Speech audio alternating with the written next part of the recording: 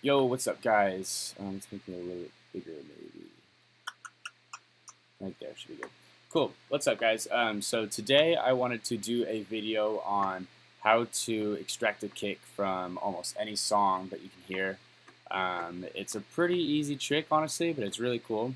All you really need is like an Ozone Imager. That's what I use, or you can use pretty much anything. Like if you really wanted to use an EQ8 from Ableton. But you just need something where you can split it up into about 4 bands or so. 3 also works, but 4 allows for a little bit more pinpoint accuracy. But all you need is something like that, and then your favorite song that you want to grab a kick from. And so for my song, I chose Porter. So if you want, go ahead and listen to the kick in this song.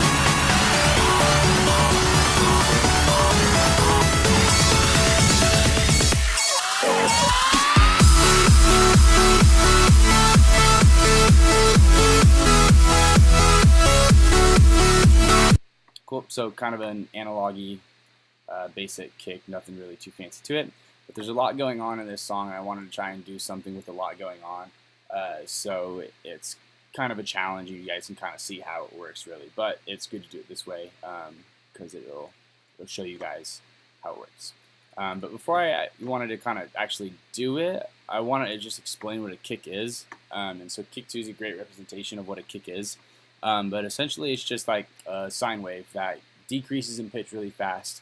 And that decrease in pitch causes that sharp transient that you always hear at the beginning of kicks. So like for this one, let me arm this, it is. But you can hear that little, it's technically just a decrease in pitch that goes really fast. So this one goes from like 18K at C10 all the way down to A4. And you can kind of see it levels out, and we get that infamous, kind of ending to a kick that we all have probably seen before.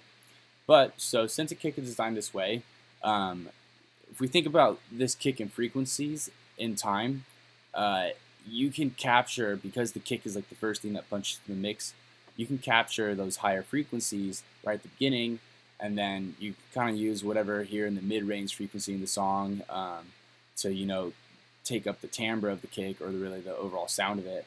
And then it kind of evens out, and most of the times, even in Porter, this kick right here, you can hear it's just the kick on the lower end. So you can, by using an imager, isolate all of those parts and put them together to make one big kick.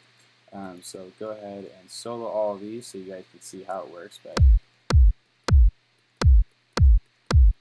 So that's essentially your kick right there. You can rip, and all you really need to do is just go into Imager, split it up into 4 bands like this. So I have my lows going from 130 to 20, or 20 to 130. Then this one you can see I've got going 130 to 130 to 1.8K around there, because that's where a lot of that mid-range stuff lies. This one, it goes from 1.8 to 8K ish, about around there.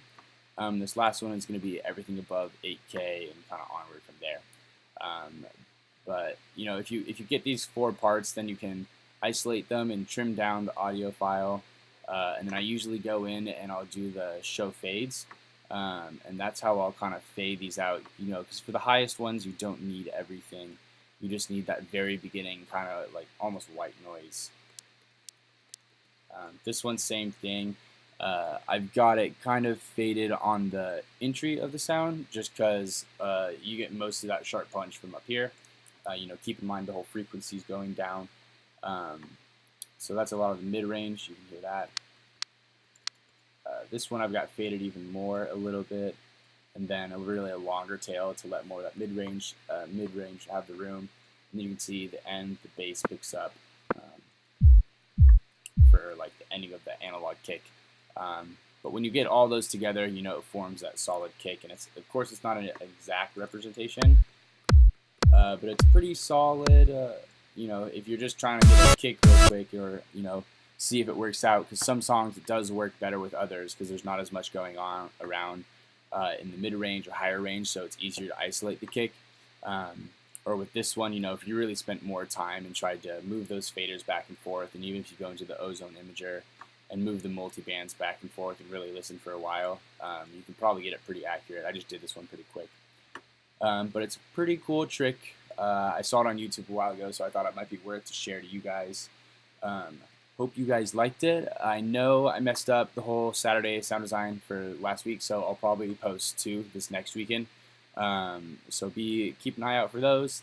And I also think at some point it'd be pretty cool if I really want all of us to do this, and honestly, all of us put it up on YouTube. But if we all just like took a day to stream like a whole song that we started on making or something, I think that would be cool, just so we can see each other's workflow and how we go about writing a song. Because sometimes doing these tutorials, it is kind of weird and awkward to get up and talk in front of the camera. If we just go into a song and hash it out, I feel like that might be a little bit more easier to get started with. But other than that, I hope you guys have a good day, and I'll see you next Saturday.